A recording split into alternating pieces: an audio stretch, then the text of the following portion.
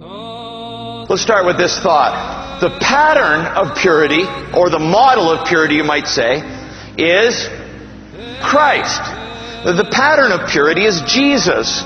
This is true of all that we are as the followers of Christ.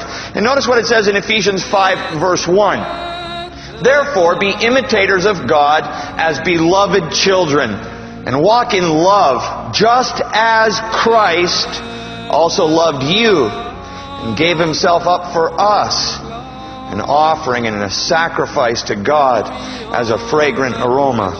And if my life is pleasing to God, then it's like a fragrant, like in the Old Testament, a fragrant offering that's rising up to God, and God is breathing that in.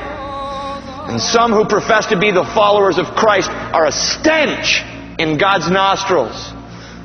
But you can be a fragrant aroma if you're living a life of purity. Beginning in verse 3, he says this, but immorality or any impurity or greed must not even be named among you, as is proper among saints. Whew. Not a lot of squirming room there, is there? There must be no filthiness. That's a term that means general obscenity. Any talk that is sexually degrading of someone. The pattern of purity is Jesus. The opposite of purity is perversion. In verse 5 we learn that the price of impurity, prolonged impurity, unrepented impurity, is hell. For this you know with certainty, that no immoral or impure person or covetous man who is an idolater has any inheritance in the kingdom of Christ and God. Now, this does not mean that if you've ever committed any of those sins we just considered, that you won't go to heaven. It means if any of those sins are the unrepented, unchanged, secret, or public practice of your life, you don't really know Christ, no matter what you say. At the root of a pattern, at the root of a life that is consumed with sexuality, at the root of a life that is consumed with silly, base, gutter talk, at the root of a life that is consumed with covetousness and greed, God isn't the object of worship in that life.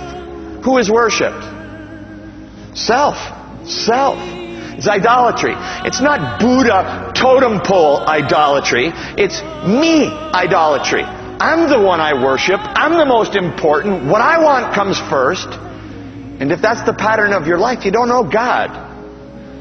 Verse 7. Do not be partakers with them, for you were formerly darkness, but now you are light in the Lord. Walk as children of the light. Men love darkness rather than light because their deeds are evil. You were formerly darkness, but now you are light in the Lord. Walk as children of the light. Romans 12:1, I beg you by the mercies of God to present your body a living sacrifice, holy and acceptable unto God. It's your reasonable service. It's a basic expectation. Do not be conformed to this world, but be transformed. How? By the renewing of your mind. Somehow we've lost this in the church. The biblical teaching on holiness was once the central message of Christian living. The gospel, conversion, and then holiness until I see Christ. We've lost that.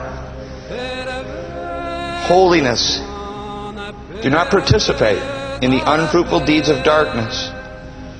For this reason it says, awake, sleeper, arise from the dead, and Christ will shine upon you.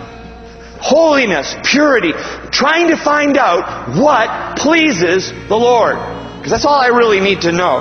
What pleases Him? How much clearer or plainer could it be?